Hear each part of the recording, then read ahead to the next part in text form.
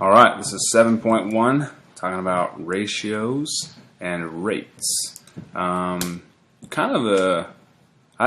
actually used that in this past week for something or other, I can't remember, but I use this skill that I'm going to show you today a lot, seriously. So check this out. If we've got a square here and the side length is 2, what's the perimeter of that square? Well, the perimeter would be 2, 2, 2, 2 would be 8, right? So if the side length is 2, the perimeter would be 8, right? If the side length is 4, what's the perimeter there? We'll multiply it by 4, 16. If it's 5, the perimeter would be 25, right? So 2 to 8, 4 to 16, 5 to 25. These are all equivalent ratios. And we write ratios kind of like fractions. In fact, exactly like fractions, but there's a couple other options. So, let's see here. Don't all of these, isn't 2/8 the same as 4/16, which is the same as that? Don't they all simplify to divide by 5? That's 1, divide by 5. That's, wait, oh, I knew something was wrong. 5 times 4 is not 25, it's 20, right? So they all simplify to 1/4, so they're all equivalent ratios. All right? Now, ratio. A ratio uses division to compare two numbers. You're comparing two numbers. Okay? Now, it's different than a fraction. And let me give you an example of that. A ratio is different than a fraction in this way. If I said that there are 8 girls at this school for every 1 boy. Okay, there's a lot of girls at the school, not very many boys. The ratio is 8 to 1. Or we can write it like this, 8:1, or we write it like this, like a fraction, 8 to 1. Okay, 8 girls to 1 boy. This, as a fraction, is just 8. So, sorry, move that up. It's just 8. 8 what? 8 girls, 8 boys. What? See, it doesn't make sense as a fraction. This is 8 girls to 1 boy.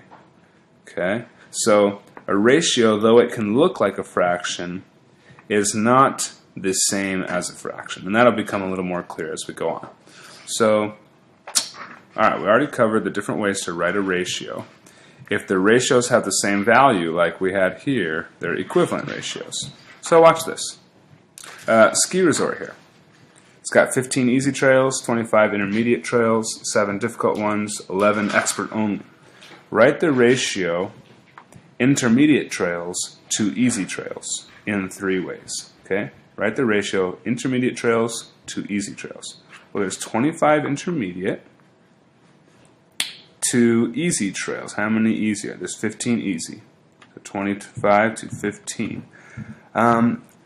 Let's see here. 25 to 15 and 25 to 15. Now, if I asked you, alright, just pause this for a second, fold my hands here. If I asked you, or I told you that for every 10 or every 100 citizens, 10 of them speed every day down the highway. For every 100 citizens, 10 of them speed. That would be kind of a dumb way to say it, because the ratio is 100 to 10. Why not, I'll put a question mark for you here, why not say the ratio is 10 to 1 for every 10 citizens? Okay, so for every 100 there's 10 that speed. Why not just say for every 10 citizens there's 1 that speeds? Okay, this is a better way to say it. So we have to simplify ratios if we can. So these are all right here, these are all incorrect. What we need to do is say, what is this simplified to? Divided by 5 is 5, 3. So 5 to 3. 5 to 3. 5 to 3. Okay? That's what they have down here. That's the ratio of intermediate trails to easy trails. There are more intermediate trails found on this mountain than easy trails. The ratio is about 5 to 3. Okay? Now, 2 more terms to be familiar with. So 2 more examples here. A rate is a ratio of 2 quantities that have different units. So like we had girls to boys, that's different units. Girls are different than boys.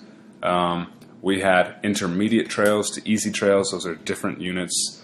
They're both trails, but one's intermediate, one's easy, so they're different units. So those are all rates. In fact, the most of the ratios that you will encounter are going to be rates. So check this out. The lightning strikes about 100 times per second. Okay, 100 times per, that's another way to do per, second. 1 second. I'll put that. Around the world. 100 times per second. Wow. About how many times does lightning strike per minute around the world? Now there are 2 ways to do this, and you need to be comfortable with the second one. Okay, I'll show you this first one because it could help, and that's the way they do it here, is this first one. But the second one is what you have to do because there are some problems in your assignment that are going to have to use this. So pay attention to both of these. The first way to do this, we're trying to go from 100 lightning strikes per second to a certain number of lightning strikes per minute. Okay, per 1 minute. Now, the way they do that is to simply convert this. Okay, so the first method I will call convert. So you take your 100 per second and you multiply by 1. Okay, multiply, this is key, by, quote, 1. If you multiply anything by 1, you don't change it, do you? Now, we're not just going to multiply this by 1. We're actually going to multiply it by, how many seconds are there in a minute? Oh, it's right here, 60 seconds in 1 minute. Isn't 60 seconds the same as 1 minute? And if you have a numerator that's the same as a denominator, then it's just 1. So we're taking this, and to convert it, we're just multiplying it by 1. Now, seconds, the units here, they cancel out. Yeah, units can cancel out. Cool, huh? Yeah. Now, let's do the multiplication. 100 times 60 is 6,000. 1 times 1 is just 1. And we still have minutes as the unit. And what was this? 100 times, right? Lightning strikes. 100 strikes. So, how many in a minute? 6,000 lightning strikes per minute. Okay, 6,000 strikes to 1 minute. This is a rate because the units are different. Strikes to minute. Okay? Now, the other way to do this that you have to be comfortable with is this way. Okay, let's say we have 100 strikes over 1 second is the same as, I'm going to try to use that terminology for equal sign. 100 strikes per second is the same as how many strikes, S, how many strikes per minute. Now, instead of writing 1 minute, I'm going to put the same unit as I have down here, 60 seconds. Okay, so I've got strikes over seconds and strikes here over seconds. If you have the same units like this, same, top unit is the same, bottom unit is the same, then you can, here's my second method, cross multiply. You have to know how to cross multiply. It's the bomb. Okay? So here's what cross multiply means.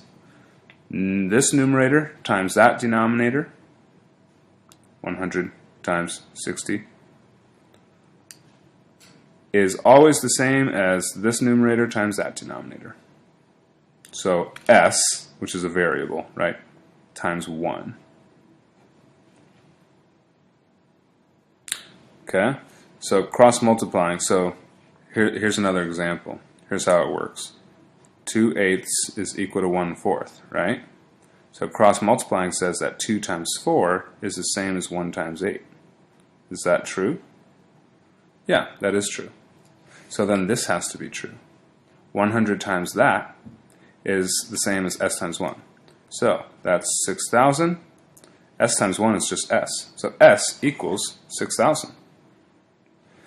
Alright, that's how you cross multiply. We just found the rate. 6,000 strikes or times in 1 minute.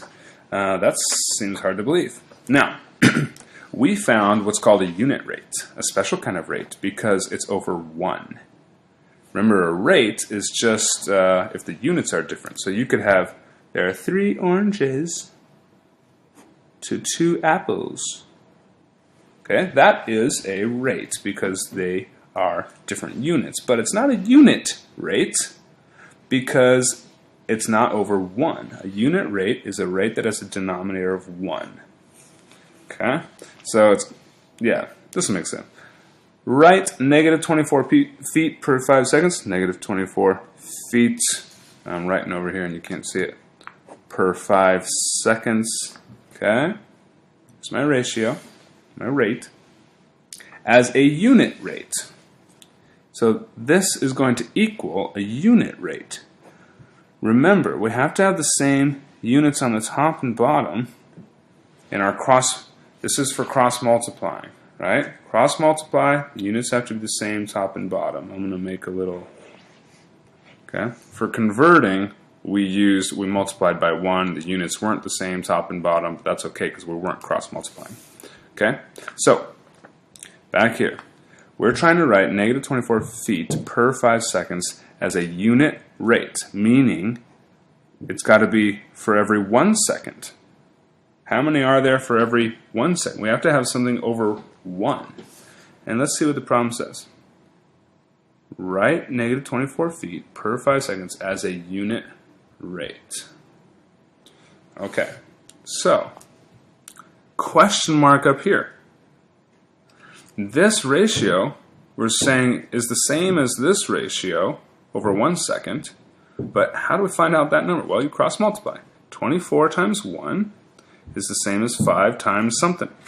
Or, sorry, negative 24 times 1 is the same as 5 times something. I just use a question mark there instead of a variable. Negative 24 times 1 is negative 24. 5 times, we're going to say 5, what are we talking about here? 5 seconds. Or this question mark is feet, right? N, we'll say N for number of feet. So divide both sides by 5. That'll be gone. Negative 24 divided by 5, let's see what they get. They get negative 4.8 equals that question mark, or M, okay? So take this negative 4.8, put it right there. So the final answer, we're not done yet. A lot of times you think that once you figure out this variable or whatever, then you're done. No, it said to write a unit rate, all right? So the unit rate is, right, the unit rate is negative 4.8 feet per every 1 second. Negative 4.8, maybe that's like a wave going back out. It came and crashed on the shore and now it's receding back into the ocean and it's going 4.8 feet backwards, so negative 4.8 feet every second. Yeah, that could work. All right.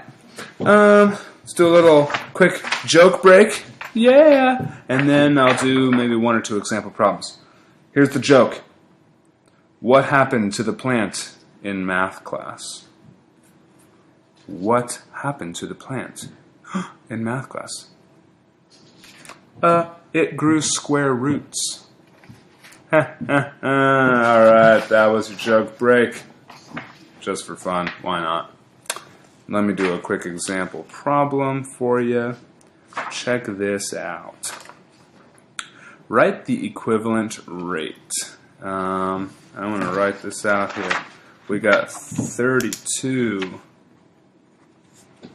ounces which is OZ, per, and it just says serving, so I'm going to assume that's 1 serving, is how many pounds per serving?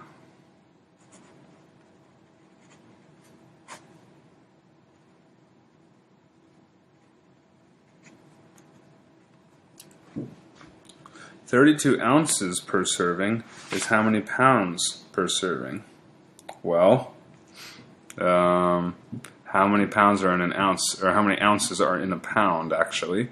You'd have to maybe look this up on your phone if you don't know. There are 16 ounces in a pound. So if there's 32 ounces per serving here, how many pounds? Well, there are 16 ounces per pound. So it looks like there's going to be 2 pounds, right?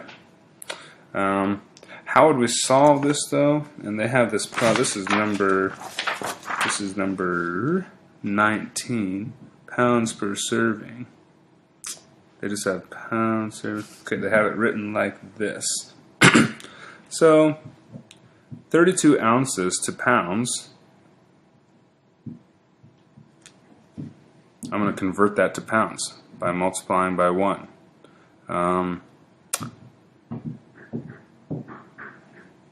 Let's see. I seem a little distracted. I'm moving things in and out. Actually, I'm going to have to cut this video short. We will finish the rest in class because I got some company coming in. So, yeah, we'll finish the rest in class. All right. Those are ratios, rates, and unit rates. Goodbye.